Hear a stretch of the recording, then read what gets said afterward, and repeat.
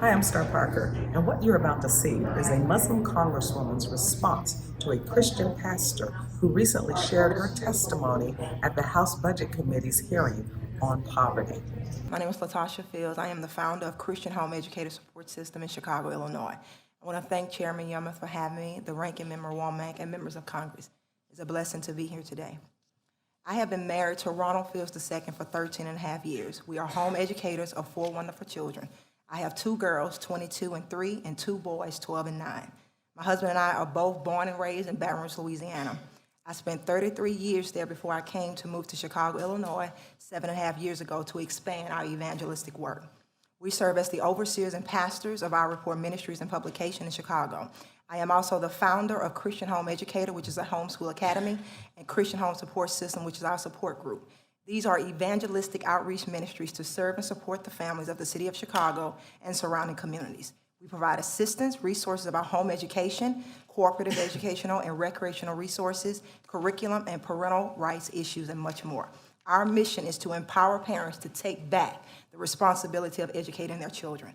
I am also the state coordinator of parentalrights.org, a volunteer of Junior Achievement of Chicago, and a member of Cure Clergy Network.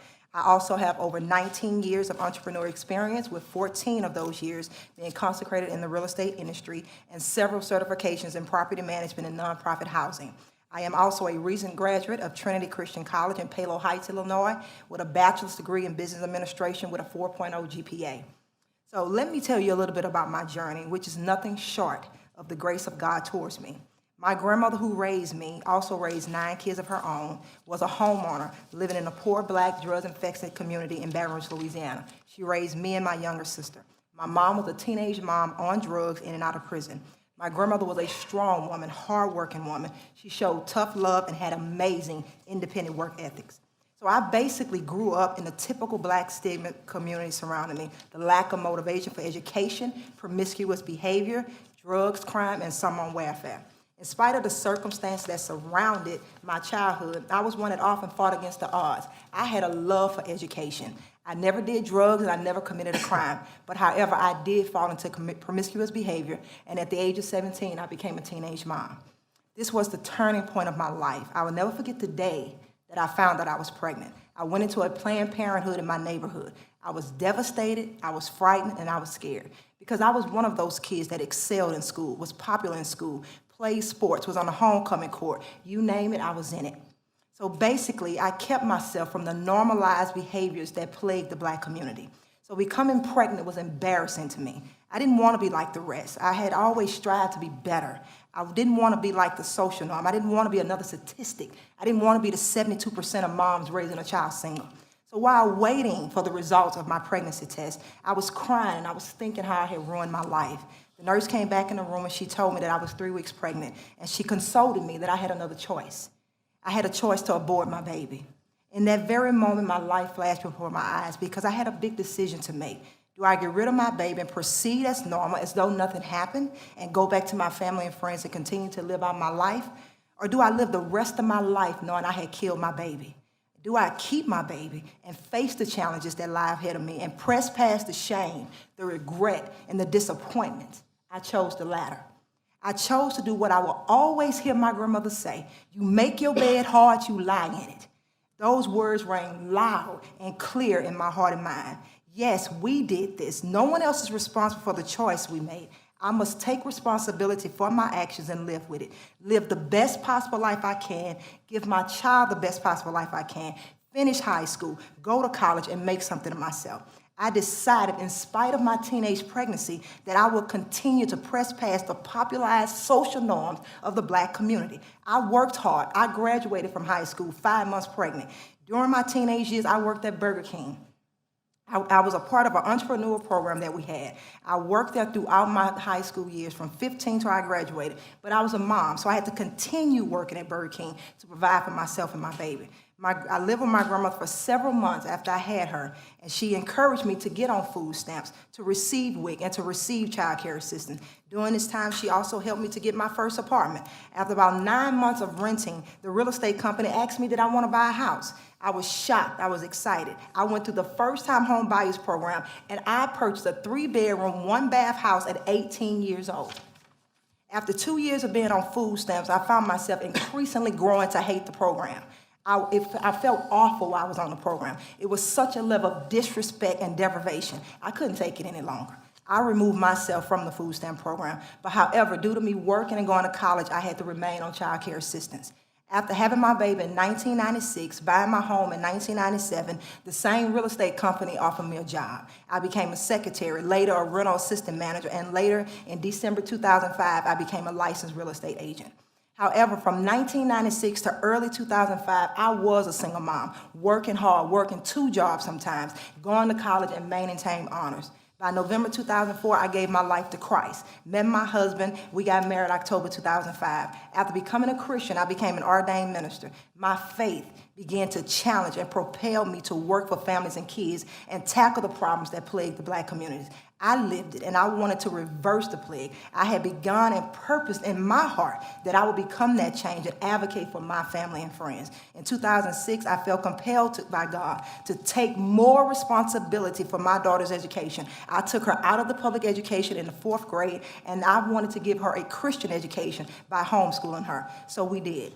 My husband and I did not know what that would entail, but we obeyed God. Later, in 2007, we opened up a Christian homeschool academy as an extension of our evangelistic work. My husband and I are now homeowners in Chicago, Illinois for the last 3 years. My husband is the owner of his own barbershop in the South Shore community in Chicago for the last 5 years, and we are continuing our ministerial work with our Christian school and our co-op group to support the families in the city of Chicago. Mr. Fields, if you could wrap it up, your time is considerably over, so if you could wrap it up.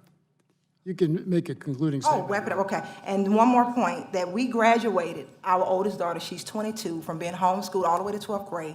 We graduated her from our homeschool academy, and now she just walked across the stage from the University of Bridgeport with a degree in nutritional science with a 3.1 GPA from being homeschooled. Thank you. Are there examples of successful anti-poverty programs that you have been a part of that address these problems for youth? Thank you, Member Flores. Yeah, and that's, I'm hearing everybody testify as well over the same thing, and I'm finding it hard to understand why, when the word is said hard work, why is that interpreted in a different way? I realize all of us sitting here, everyone in this room has worked hard to some extent. But what we're saying is, and I believe you all would agree, that even where you all sit as representative, Congress, and senators, you did not do it by not working hard. And so we just need to understand what that word means. We're saying that you have to persevere, you have to endeavor. And for me, I grew up in the same environments that everyone sitting here is testifying about. Again, my mother was on drugs, in and out of prison. My grandmother did not have federal aid. My grandmother bought a house in 1972 working as a janitor at Louisiana State University. So before the civil rights, there was no federal aid. There was no welfare and food stamp. So I'm sorry if I come from an environment where I have seen that you do not have to rely on government. Right. You can work hard and persevere no matter how long it takes, and that's what I did. I got the food stamps for a couple of years, so I'm not here to say totally dissolve it. People do need help, but what I'm here to say, and especially working in the real estate industry, it doesn't have to be perpetual. Right. You know, you got families that pass Section 8 and welfare down like it's an inheritance. The Bible says we ought to lay up an inheritance for our children, and it's not government entitlements. When you said you homeschooled your kids, and I want to understand what values you teach them. Oh, I definitely teach them personal responsibility. And even to add to that, what you were saying about trade, me and my husband both, even though I have a bachelor's degree, I also have a trade. My husband is a barber, he has a trade. We have lived the life they're saying with the living wages. I bought a house making $4.25 an hour. So we understand living on wages, but the way we got out of poverty is what you're saying, is we got trade, we went and got an education. And me and my husband talk about that all the time. If the government could make trade more accessible, you know, spend those federal dollars so people can sharpen their skills and get out. My husband just bought us a 3-bedroom home, 2 full bath home in Chicago, being a barber with a trade. He has a 10th grade education, and he did it with a trade skill. So those are the kind of programs that we should be advocating for our government, to sharpen our skills, bring back those trade skills into the Black community so that we can rise above poverty. We can't do it with just a high school education all the time. We need trade, we need skills. I'm a little frustrated because I heard a lot about love.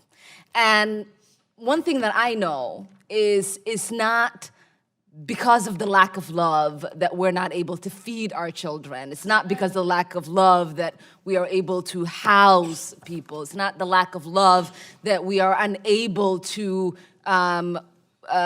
save people from dying because they don't have health care. It's not because of lack of love that you were able to finish college because you got help with childcare. Love has nothing to do with this. And if you want to bring love into this, you got to bring radical love. Because radical love means that we radically love every single person within our communities to make sure that we are providing for them the basic rights as humans. That's what love is. And that's the godly thing to do. So if we want to talk about faith, we also have to remember that we can't pray our problems away. Exactly. You can't pray for your children to be fed, so you're not crying because they're crying and they can't go to bed. You cannot pray for your medical bills to disappear. You cannot pray for the mold to stop poisoning your children in the classrooms. The other thing that frustrates me is people who have experienced poverty, who have gotten the straps for their bootstraps, who sit and talk about how we shouldn't do anything for the next person. See, as someone who knows severe poverty, I lived in a refugee camp, on the floor, no water, nothing. And I hear somebody say, here in the United States, they're fine with their grandparents not having running water? And that's supposed to be okay? Or we hear someone say, it was a choice made up to me to have my children and not be like the other black people who get to have children out of wedlock. We don't get to have those kind of conversations. The conversations we get to have is how we are responsible for fully funding our schools so all of our children have the opportunities we have as we sit in this room. We get to talk about the kind of opportunities we have as government to make sure healthcare is provided to everybody so that we don't have people dying in the United States because they can't afford insulin. The conversation we get to have is making sure that there are no children going to sleep hungry or being shamed in classrooms and in lunchrooms because their families don't have enough money to pay for their lunch. The conversation we get to have about the kind of poverty we have in this country is the kind of poverty that says it is okay for us to take photo pictures with veterans and be okay with the fact that they're sleeping on the streets here in the United States.